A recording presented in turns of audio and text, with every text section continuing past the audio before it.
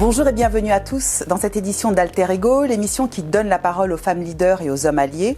Vous découvrirez comment, face à de nombreux et grands défis du XXIe siècle, de nouvelles formes de leadership féminin sont en train d'émerger avec des stratégies d'alliance puissantes et des prises de conscience. Et aujourd'hui, nous n'avons pas encore assez de représentation de ce leadership féminin réinventé et de la manière dont il s'exprime et se met en œuvre au sein des communautés, des entreprises et des réseaux.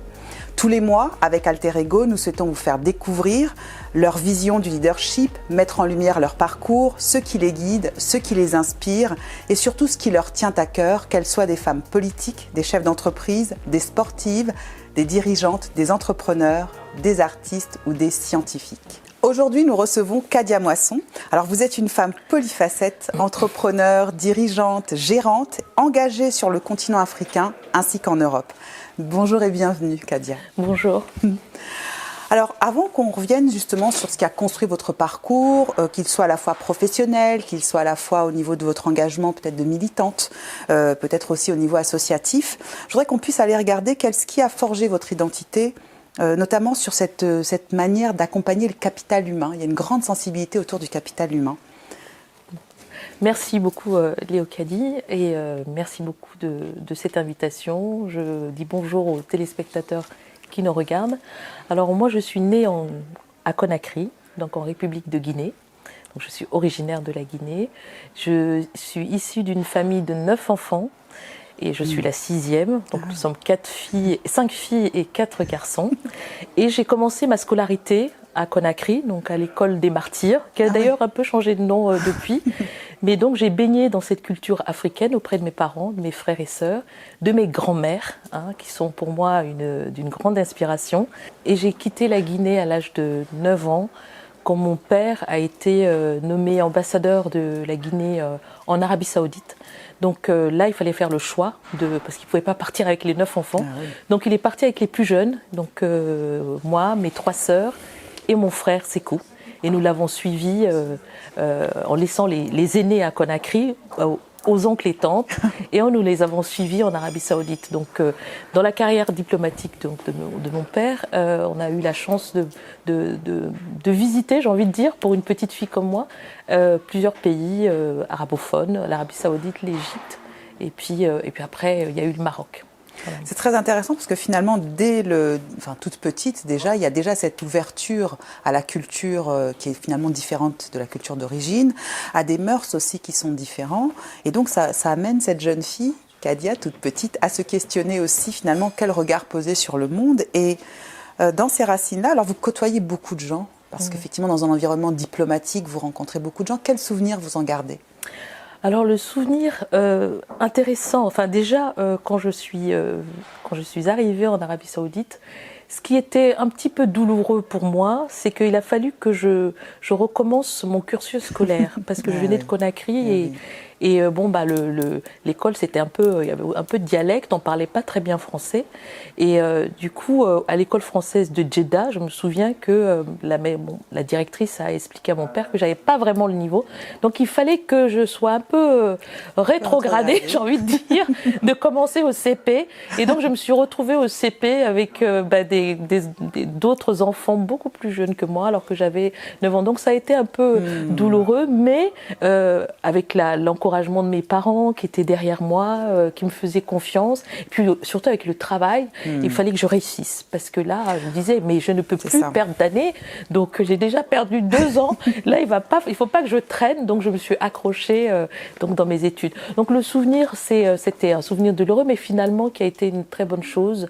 Ce qui m'a beaucoup marqué aussi, c'est la rencontre de toutes les nationalités dans les écoles, que ce soit au primaire ou au collège, cette ouverture aussi aux autres, puis aussi cette façon aussi de s'intéresser à d'autres cultures, d'avoir de la bienveillance avec les autres. Donc ça m'a, et cette relation finalement humaine qui m'a aussi guidée tout au long on va dire jusqu'à maintenant. Jusqu'à aujourd'hui, et on va voir que c'est un pilier très important parce que là, il y a cette phase où vous découvrez le monde finalement, ou une partie du monde, des plusieurs nationalités, plusieurs cultures.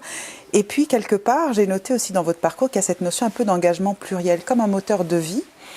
Et vous allez vous retrouver alors, avec un parcours qui est dans sa construction qui est à la fois original et aussi singulier, parce que vous démarrez avec un parcours en droit, puis en ressources humaines.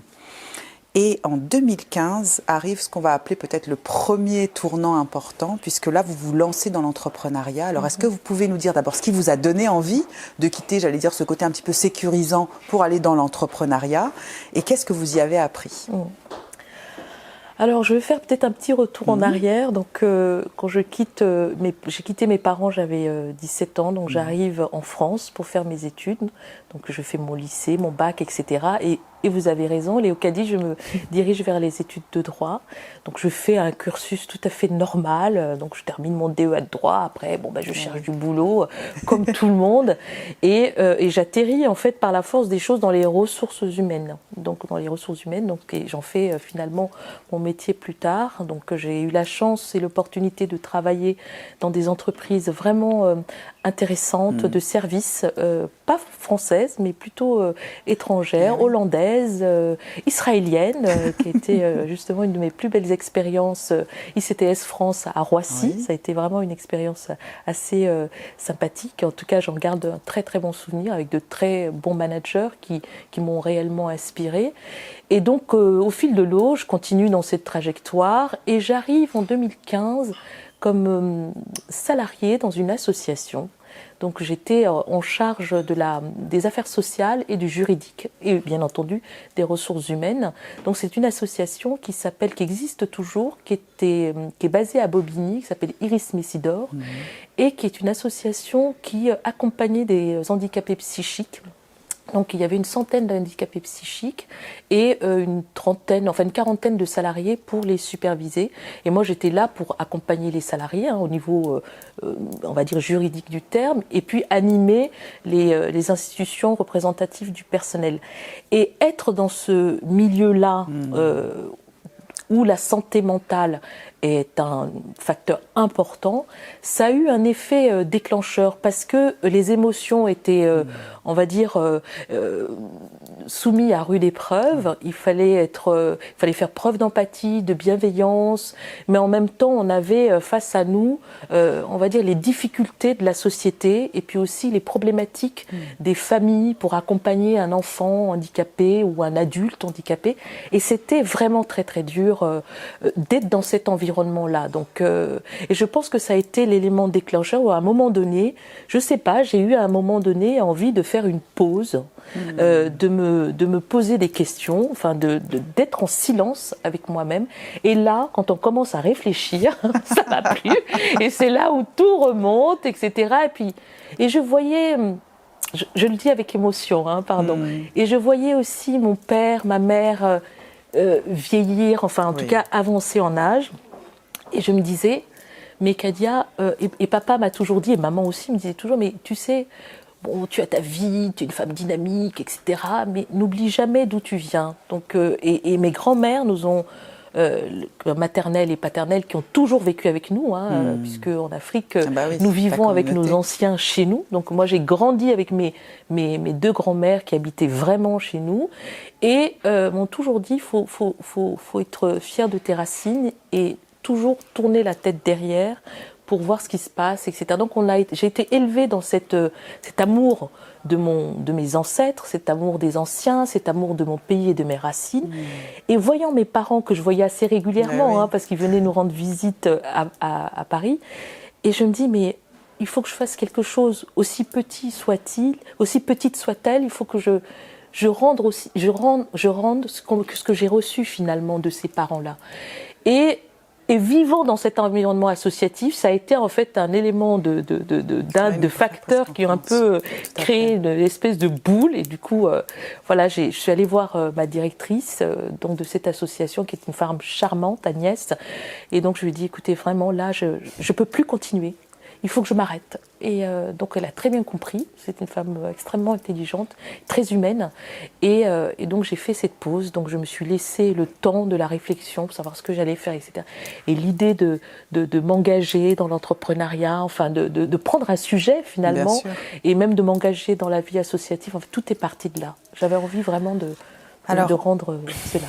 Il y est, en conservant la chronologie, 2018, hop, vous faites un saut carrément dans un grand groupe et vous allez chez Grant Alexander pour accompagner le développement international du groupe sur le continent africain et là en qualité de directrice Afrique. Alors racontez-nous un petit peu ce qui s'est passé et ce que vous y faites. Oui. Eh bien, Grant Alexander, c'est... en fait, souvent je dis, la vie c'est une question d'opportunité.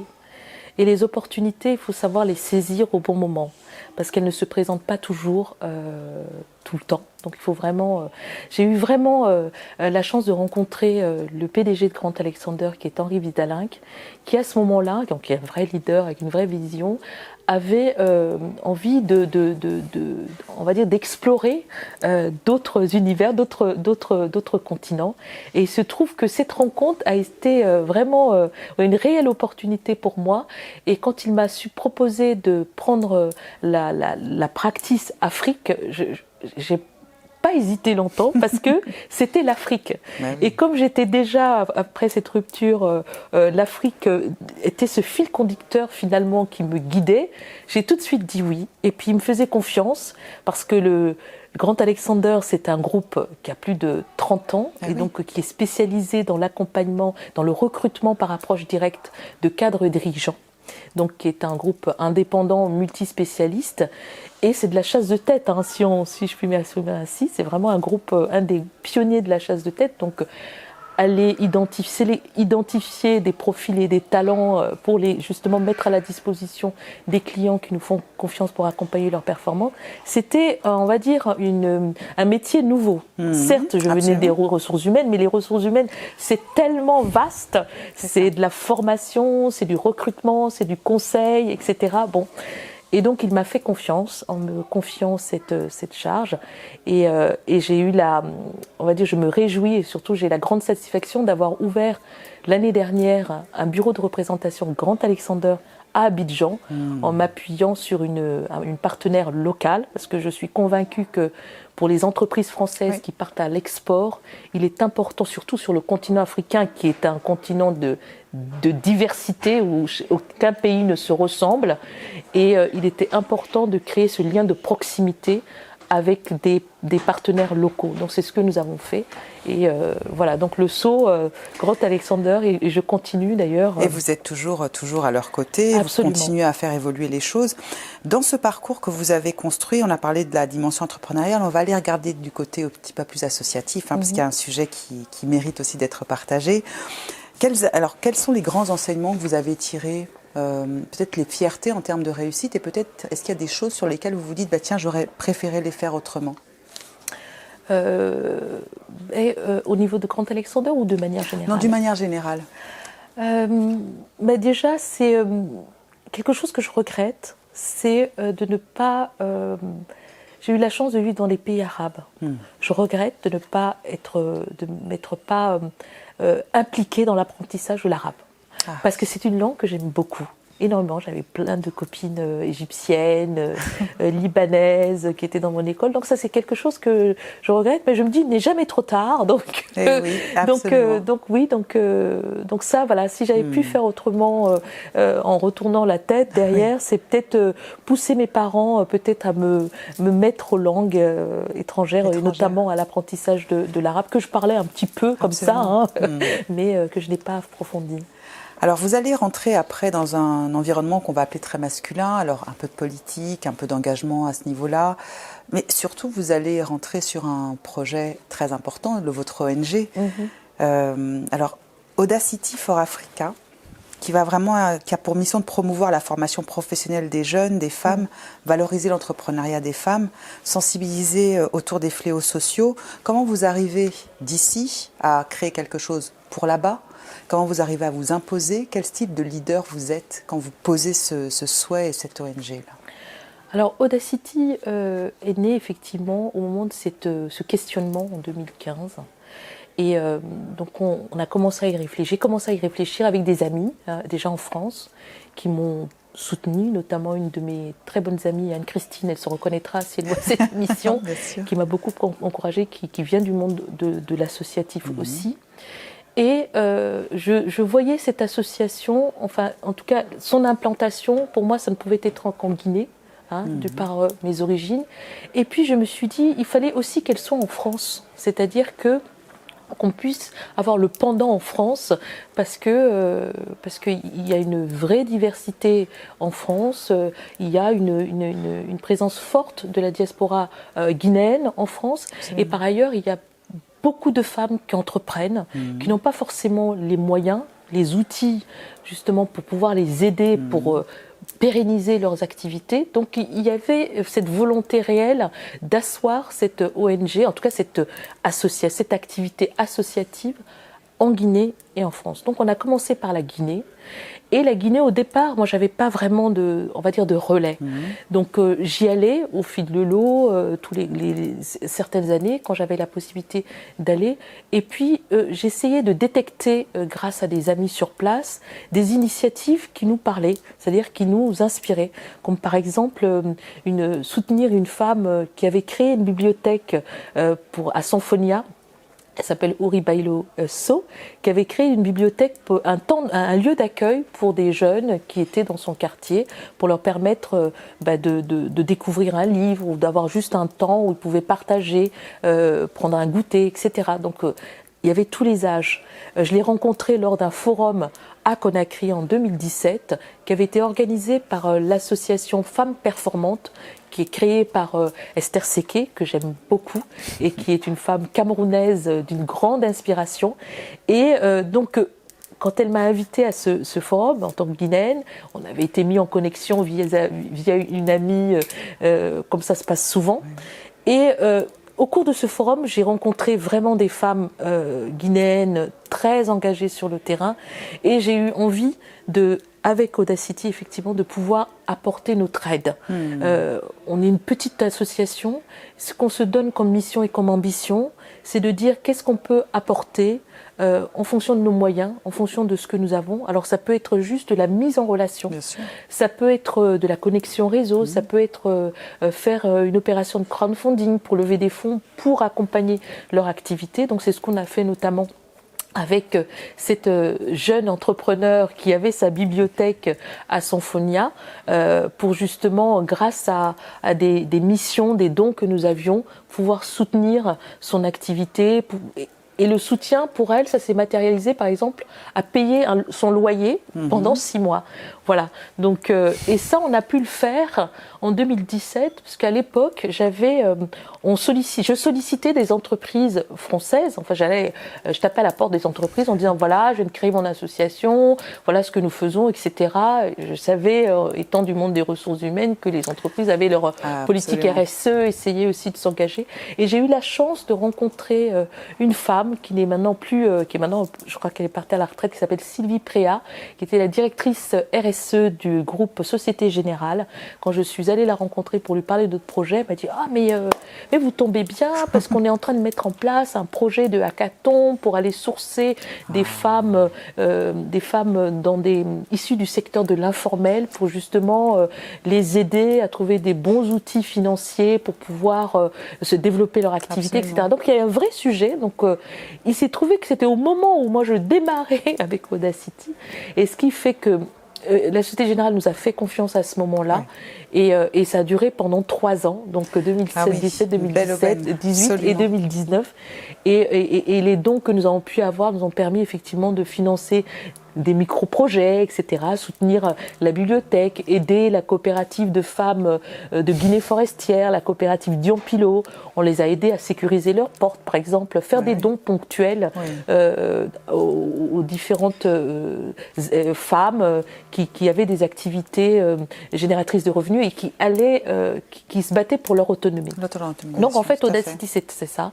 C'est à chaque fois identifier des initiatives pour les soutenir, et souvent des initiatives portées par des femmes. Donc c'est d'où notre événement, où nous avons la chance d'avoir, grâce au Rotary Lafayette de Paris, grâce à leur présidente qui nous fait confiance et qui croit en notre projet, qui s'appelle Claudine de Pras, et qui organise ce dîner caritatif au profit de Audacity, pour que nous puissions recueillir le maximum de dons pour soutenir cette fois-ci une femme guinéenne entrepreneur, Mariam Camara, qui a eu, on va dire, une vie pas simple, mais qui malgré tout se bat au quotidien pour justement acquérir une certaine autonomie économique et pouvoir pérenniser son activité. Alors elle fabrique, elle coud des serviettes hygiéniques jetables, enfin pas jetables, lavables, réutilisables, qui ont une durée de vie d'à peu près 2 ans. Et elle est partie du constat que les petites filles, les jeunes filles, les collégiennes, les lycéennes avaient des problèmes de menstruation et qui du coup n'avaient pas accès à ces serviettes-là. Donc elle les coud très très bien et donc ça permet effectivement à Audacity de payer grâce à nos mécènes, nos dons qu'on reçoit, ces serviettes hygiéniques et ensuite pouvoir les distribuer gratuitement dans des collèges et dans les lycées que nous avons. Voilà. Donc aujourd'hui, on a un relais à Conakry. On a la chance d'avoir une représentante, Aïcha Kallo, qui est, depuis qu'elle est arrivée, moi je la lâche plus, parce que justement, ça nous permet aussi de pouvoir avoir quelqu'un sur place qui nous aide à accompagner nos activités. Ouais, c'est ça, on sent que cette notion finalement de ressources humaines, ce recrutement, cette capacité à détecter des talents, des bonnes compétences, a vraiment été quelque chose de fort et de puissant dans le cadre de cette association-là. Et alors, quand les gens vous rencontrent, parce que là vous avez parlé de la Société Générale qui vous octroie ses fonds, vous avez parlé de ces grands organismes, enfin en tout cas de ces grandes associations qui existent depuis de nombreuses années comme le Rotary, qui vous appuient. Qu'est-ce qui leur donne envie de s'engager avec vous? Quel est le leadership que vous mettez en place? Quelles sont peut-être les compétences que vous avez développées au fil de ces années qui font qu'aujourd'hui ces personnes ont envie de s'engager durablement à vos côtés dans les projets qui sont les vôtres? Alors on a parlé de l'ONG, mais vous avez aussi, parce que vous êtes aussi gérante d'un espace où vous encouragez justement le coworking, les rencontres qui est la Maison Muller. Qu'est-ce qui fait que ces personnes sont encore avec vous, vous soutiennent tout au long de ces années et encore aujourd'hui? Pour moi, ce qui est important, c'est d'abord d'aimer les gens. C'est-à-dire, si on n'aime pas les gens, on ne peut rien faire. Il faut aimer donner, aimer se mettre aussi à la disposition des autres et avoir à cœur le souci de l'intérêt général. Moi, c'est ce que mes parents et mes grands-parents nous ont appris, c'est faire des choses, pas forcément parce que vous allez avoir un intérêt derrière, etc. Non, non, c'est vraiment, vous faites des choses parce que vous vous dites... J'en bénéficie aujourd'hui, mais c'est très bien parce que ça va peut-être bénéficier à d'autres demain. Donc pour moi, c'est fondamental. Donc aimer les gens et aimer créer finalement du lien à chaque fois. Respecter les gens, c'est très important. Être humble dans tout ce qu'on fait et puis avoir à cœur de finalement être... à notre niveau, un acteur ou une actrice du changement. Parce qu'on est là sur cette terre, c'est pour faire évoluer les choses. Chacun à sa manière, dans son petit cercle familial, dans son village, dans sa commune ou dans son pays. On veut tous que les choses avancent. Mais si, par petits bouts, chacun apportait sa part, eh bien, peut-être qu'on n'aurait plus pas de guerre, pas de famine, etc. Donc moi c'est ça qui me guide. C'est voilà, donc les choses se sont faites assez naturellement. C'est pour ça que je dis, il y a eu des opportunités parce que effectivement, qui sont nées de rencontres finalement de gens, de belles personnes qui tout simplement vous font confiance et ça se fait assez naturellement. Donc après, effectivement. Mais tu es allé chercher où cette compétence? Je dis, j'en sais rien, enfin, je sais pas, ça s'est fait de manière assez naturelle et ça s'est fait un peu au fil de l'eau. Alors, ça nous permettra de voir un peu aussi comment évolue cette ONG, de voir aussi comment elle continue à accompagner ces entrepreneurs de l'informel pour les mettre en lumière, pour montrer aussi la richesse des compétences et des talents qui existent sur le continent et les mettre en visibilité, puisque vous avez un pied là-bas et un pied ici. Alors maintenant, on va venir sur quelque chose peut-être de plus personnel. Quand on a préparé l'émission, je vous avais demandé de prendre un objet qui vous représente, un objet peut-être qui parle de vous. Est-ce que vous en avez un à nous partager? Alors, je n'ai pas d'objet, mais j'ai des photos. Je voulais venir avec une photo, mais bon, vive la technologie, les photos sont dans mon téléphone, donc je peux vous les montrer. C'est une photo que j'ai amenée... alors d'abord, il y a cette première photo où il y a mon père, et là, c'est son frère, parce que c'est les deux seuls qui restent aujourd'hui de ma grand-mère paternelle. Là, c'est ma grand-mère paternelle qui a vécu avec nous, vraiment, qui est maintenant plus de ce monde. Et il y a cette photo de mon père et de ma mère. et qui sont pour moi mes grandes inspirations et qui sont responsables, j'ai envie de dire, de ce que je suis aujourd'hui. Et donc j'ai beaucoup de reconnaissance pour mes parents parce qu'ils m'ont apporté pas mal de choses qui me caractérisent aujourd'hui, cette identité que j'ai, à la fois cette identité africaine, guinéenne, assumée, ancrée, et aussi cette identité française qui a été ma terre d'accueil. Bon, j'ai fini par épouser un Auvergnat, mais ça arrive à des gens très bien. Et donc voilà, donc je ne peux pas me renier. Aujourd'hui, je suis les deux. Mais voilà, j'ai voulu montrer ces photos parce que si je suis aujourd'hui, c'est grâce à tous ces gens-là. Et c'est aussi une manière pour moi de remercier le bon Dieu aussi, et puis de tout ce qu'il a fait pour mes parents et aussi pour moi. Et donc pour moi, c'est vraiment le socle. Donc l'Afrique, c'est mon fil conducteur. Un fil conducteur. Voilà, absolument, pour tout. Pour tout, et avec aussi, dans cette manière que vous avez de décrire les choses, un peu cet esprit qu'on retrouve en Afrique du Sud avec cet Ubuntu, qui finalement, je suis ce que je suis Absolument. grâce aux autres. Et c'est ce que vous êtes en train de continuer à véhiculer, vous transmettez. Absolument. Et alors j'aurais envie, pour clôturer, de vous demander, voilà, si vous aviez 3 conseils à donner à ces jeunes filles, femmes, garçons qui nous regardent aujourd'hui, lesquels ce serait justement peut-être pour embrasser alors un parcours qui serait similaire au vôtre, mais en tout cas être respectueux finalement de ses racines dans les différents engagements. Mais ce que je leur dirais tout d'abord, c'est d'abord de se faire confiance. Parce que la vie n'est pas simple, effectivement, surtout pour nos jeunes en Afrique. Et il y a un taux de chômage qui est assez important. Il y a le sujet de la formation professionnelle qui est un vrai sujet, de l'employabilité des jeunes. Mais ce que j'ai envie de leur dire, c'est de se faire confiance, de ne pas avoir peur de l'avenir, d'oser entreprendre s'ils ont des projets d'entrepreneuriat, et surtout d'accepter de demander de l'aide et pas rester dans leur coin parce que effectivement finalement il y a peut-être un sentiment de honte, ou alors ils osent pas trop, etc. C'est qu'on n'arrive à rien sans les autres. On a besoin des autres pour avancer. Donc d'abord c'est ça. Donc se faire confiance, ne pas avoir peur de demander de l'aide, et puis surtout d'avoir on va dire d'aimer apprendre. Parce qu'aujourd'hui, on a la chance, avec les nouvelles technologies, Internet, etc., d'avoir la connaissance à portée de main. Il y a des MOOC, il y a tellement de choses qu'on peut apprendre aujourd'hui avec Internet, les réseaux sociaux, etc. Et vraiment apprendre, se forger des connaissances, et puis pour pouvoir justement les transmettre à leurs petits frères, etc. Donc, saisir cette occasion pour apprendre et aller de l'avant. Voilà. L'apprentissage, la transformation, la formation, c'est quand même des points qui sont importants pour vous. Merci Kadia pour cet échange passionnant, votre présence avec nous. Pour ma part, il me reste à remercier les équipes du Pendo, l'Hôtel Serre pour son accueil chaleureux. Je vous retrouve le mois prochain pour découvrir de nouvelles femmes leaders et des hommes alliés. À très bientôt.